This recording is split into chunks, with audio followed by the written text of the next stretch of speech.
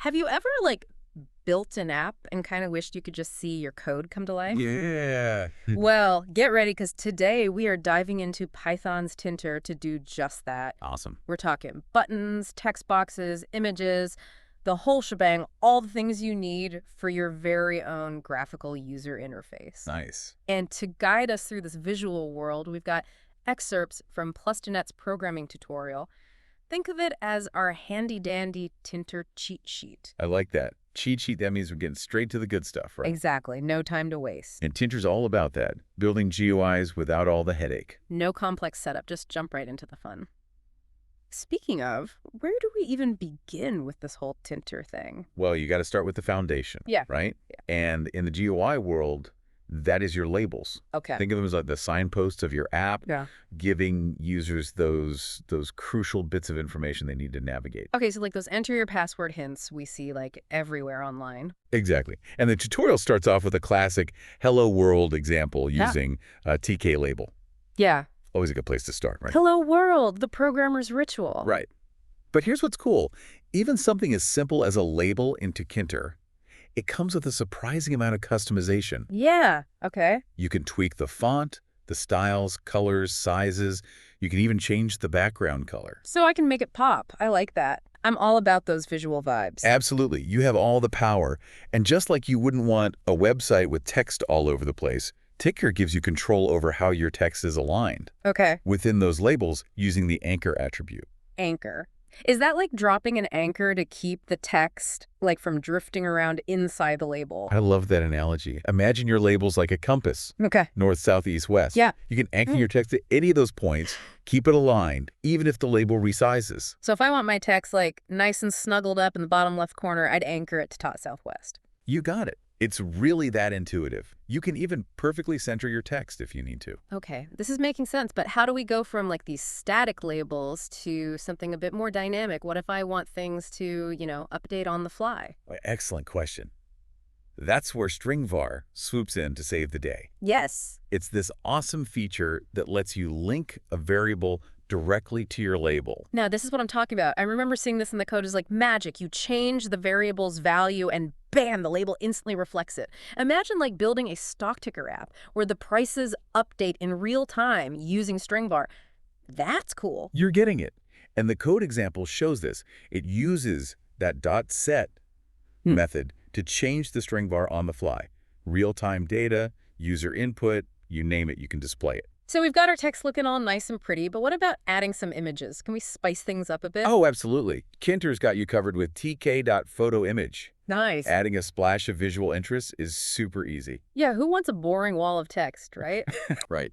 And if you just need some simple icons, like a warning symbol or something, Tkinter supports those too with bitmap. Yeah. It's all about having the right tool for the job. Okay, so we've got these beautifully crafted labels and images, but it still feels a bit like a museum exhibit. Nice to look at, but not very interactive.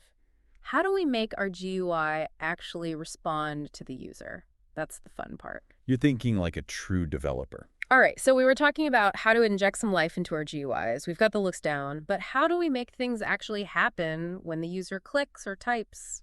Make it actually do something. That's where things get really interesting. The tutorial dives into some key concepts here. Entry boxes and events. Think of entry boxes, those handy text fields where users can input information. Okay. They're created with tk.entry. And you'll usually see them with labels, just giving a helpful nudge, like what kind of input is expected here. Or like a label that says, enter your email above the box where I reluctantly type it in for the 100th time. Precisely. Now, you know how buttons usually have that command option. Yes. That lets you trigger some action when they're clicked. Labels, they don't actually have that. Oh, no. So are labels destined to just be passive forever? Not at all. They've got a secret weapon. The bind option. It's like attaching a little instruction note, to your label.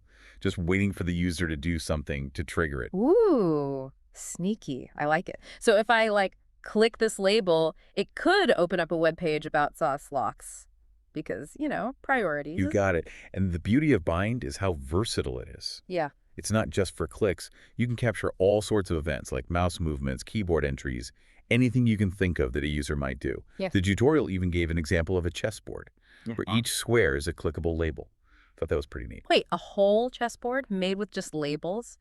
And clicking. This is blowing my mind a little bit. Exactly. It just shows how even these, what seem like basic elements, when you combine that with event handling, you can create really interactive experiences. Speaking of interactive experiences, let's talk about breaking down those walls a bit.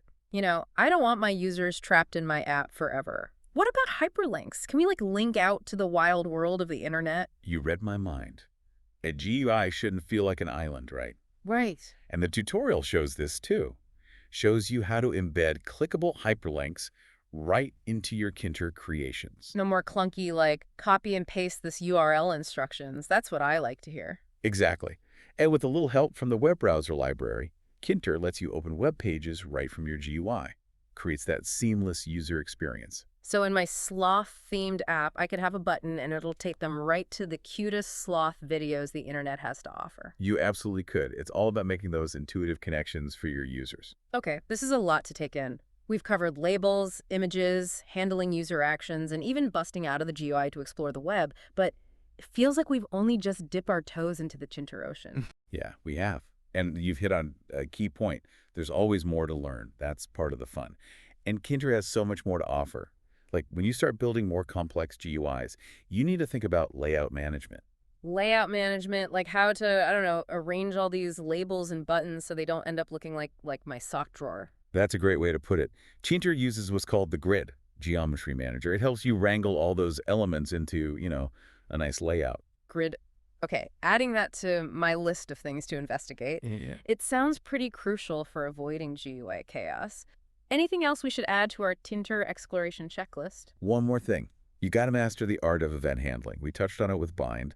But this concept, it's essential for building truly interactive GUIs. Events are like the secret language of user interaction, whispering, hey, someone just click this button, do your thing. Exactly.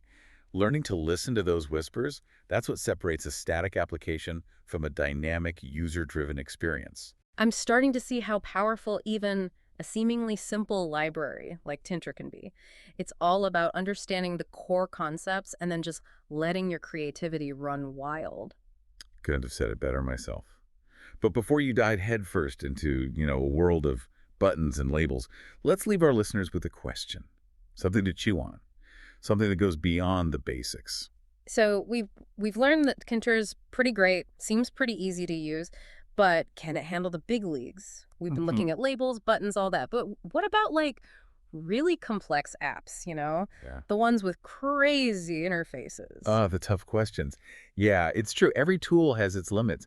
For those really demanding applications, the ones with super customized interfaces, you might need something a little more powerful, a more industrial strength GUI framework. So is Tkinter like the gateway drug to bigger and better GUI development? Well, in a way, yeah. But honestly, don't underestimate Tkinter. It's more capable than I think a lot of people give it credit for. It's often the go-to for prototyping, quick scripts, internal tools, even at big companies. Really? Oh yeah, don't underestimate it just because it's easy to learn. Okay, so it's not really Tkinter versus these other frameworks. It's more about using the right tool for the job, right? Exactly. Yeah. And the beauty is, even if you end up needing something a bit more down the line, those core Tkinter principles you've learned, the layout management, the event handling, that mindset of building something interactive, it's all transferable. That's great. I like to learn something once and apply it everywhere. Speaking of, any final words of wisdom for our listeners as we wrap up this Tkinter deep dive? What's the one thing you wish you knew when you were starting out with GUIs? Honestly, just jump in and get started. Yeah. Don't be afraid to experiment, to mess things up, try something really crazy.